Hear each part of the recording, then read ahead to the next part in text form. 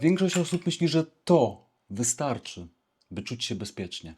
Prawda jest taka, że gdy pakiet wejdzie w reakcję łańcuchową, to gaśnica jest tylko próbą ratowania tego, co jeszcze nie zajęło się ogniem. Nie ma generalnie co panikować, ale musimy pamiętać, że te pakiety nie mają lekko. Upadają wraz z dronem, szurają po betonie. Dziś pokażę Wam, na co zwracać uwagę i jak reagować, by w razie awarii nie stracić dobytku.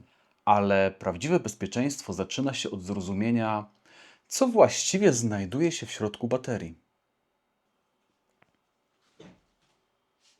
Z zewnątrz bateria wygląda niepozornie. Mamy tu terminale plus i minus. One są połączone katodą i anodą, ale wewnątrz ogniwa znajduje się kanapka złożona z 4 warstw. Anoda, którą zazwyczaj jest grafit, i katoda, którą może być tlenek kobaltu. A pomiędzy jest separator, czyli cienka membrana polimerowa, która zapobiega bezpośredniemu stykowi anody i katody, oraz elektrolit. Elektrolit jest ogólnie izolatorem elektrycznym, więc do zwarcia między katodą a anodą nie dojdzie, ale jest za to przewodnikiem jonowym i umożliwia ruch elektronów między elektrodami. Ogólnie wszystkie baterie działają na podobnej zasadzie, ale te używane do dronów mają bardzo dużą gęstość energii. Ogniwo może w krótkiej chwili oddać mnóstwo prądu, a to jest niezbędne do niesamowicie szybkich silników w dronach. Z tą dużą energią wiąże się też niestety niebezpieczeństwo.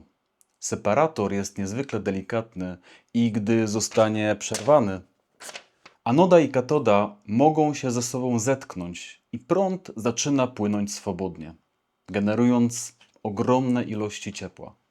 Ciepło powoduje rozkład chemiczny elektrolitu, co uwalnia tlen i jeszcze więcej energii. To reakcja łańcuchowa, którą nie da się zatrzymać wodą ani odcięciem dopływu powietrza, bo bateria pali się własnym tlenem. Pakiet nie musi być fizycznie uszkodzony od zewnątrz, żeby doszło do pożaru. Gdy bateria jest uszkodzona chemicznie, dochodzi do wydzielania gazów, głównie wodoru i tlenu, i obudowa puchnie. A gdy ciśnienie przekroczy jej wytrzymałość, pęka, a odseparowany elektrolit jest silnie palny, no i może się zapalić. A pakiety do dronów są bardzo narażone. Upadki z dużej wysokości, ocieranie pakietem, uderzenia w drzewa czy budynki, no ale również przeładowanie, głębokie rozładowanie, przegrzanie. Proces degradacji może się rozpocząć przez upadek, a kontynuować, gdy pakiet leży sobie bezpiecznie w domu. Lekkie napuchnięcie jest dopuszczalne, ale jeżeli bateria jest obła i twarda, nie należy jej ładować, bo upchniemy w niej jeszcze więcej energii. Jej czas dobiegł końca i najbezpieczniej wtedy jest ją zutylizować. Co więc zrobić, żeby czuć się bezpieczniej? Porzucić te chore hobby. Żartowałem. Potrzebujemy zadbać o 4 filary. Po pierwsze, bezpieczne miejsce do ładowania. Po drugie, bezpieczne miejsce do przechowywania. Po trzecie, monitorowanie. Oraz po czwarte, procedurę awaryjną. Zacznijmy zatem od miejsca do ładowania. Dobrze jest mieć nieco dłuższe kable, a film o tym jest już na kanale. Pakiety nie powinny leżeć po prostu na drewnianym biurku.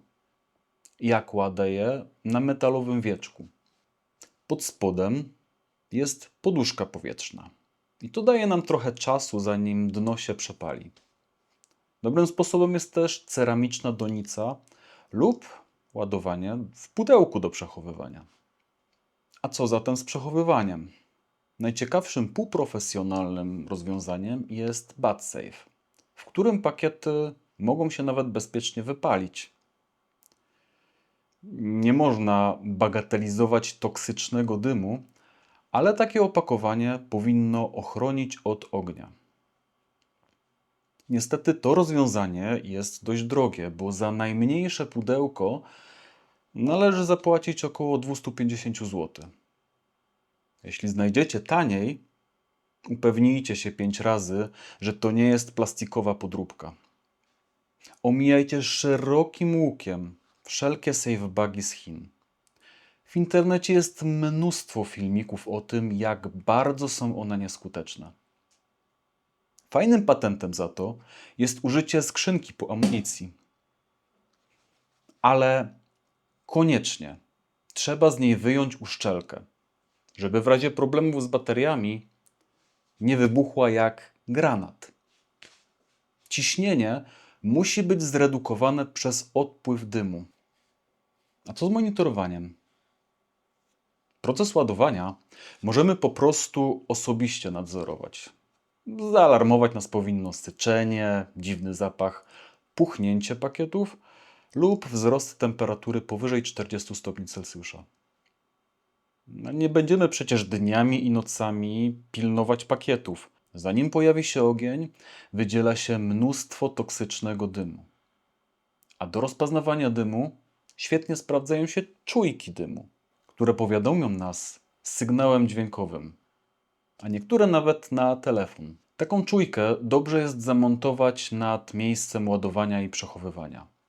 Dodatkowo napięcie spoczynkowe nigdy nie powinno spaść poniżej 3,2 V na żadnym z ogniw LiPo. A jeżeli spadnie, jest to oznaka degradacji chemicznej, więc warto sprawdzać napięcia na balanserze. A gdy już coś się dzieje, czas na procedurę awaryjną. Jedynym słusznym wyjściem jest wyniesienie pakietów na zewnątrz, w bezpieczne miejsce. Najlepiej na betonowe podłoże, z dala od ludzi. Ale jak to zrobić? Pierwsze, co przychodzi na myśl, to gaśnica. Te do gaszenia baterii są absurdalnie drogie. A zwykła gaśnica ABC może jedynie pomóc w opanowaniu płomieni, gdyby zajęło się coś obok baterii. Bo ustaliliśmy już, że pakiet sam sobie dostarcza tlen do dalszego wypalania. Pierwsze, co należy zrobić, to odłączyć ładowarkę od prądu. I jeżeli to możliwe, odłączyć przewody od baterii. Jeżeli ładujemy w bezpiecznym opakowaniu, to po prostu ewakuujemy pakiet do wypalenia. Warto mieć metalowe wiadro pod biurkiem, a w nim suchy piasek, do którego można wrzucić palący się pakiet. Najlepiej dodatkowo zasypać taki pakiet piaskiem. Piasek ma świetną przewodność cieplną i zmagazynuje wytworzone ciepło. A gdzie ja będę przechowywał pakiety? Póki co mam tylko te dwa maluchy, które nie mają w sobie tak olbrzymiej ilości energii, żeby budować dla nich bunkier. Nie zamierzam jednak bagatelizować tematu bezpieczeństwa i mam na to pomysł. W następnym odcinku pokażę Wam, jak z rzeczy, które mam w domu, zbuduję bezpieczny pojemnik do przechowywania. Więc zasubskrybujcie ten kanał, żeby tego nie przegapić i do następnego. Separator jest niezwykle delikatny i gdy zostanie przerwany... Muszę użyć czegoś bardziej... Au!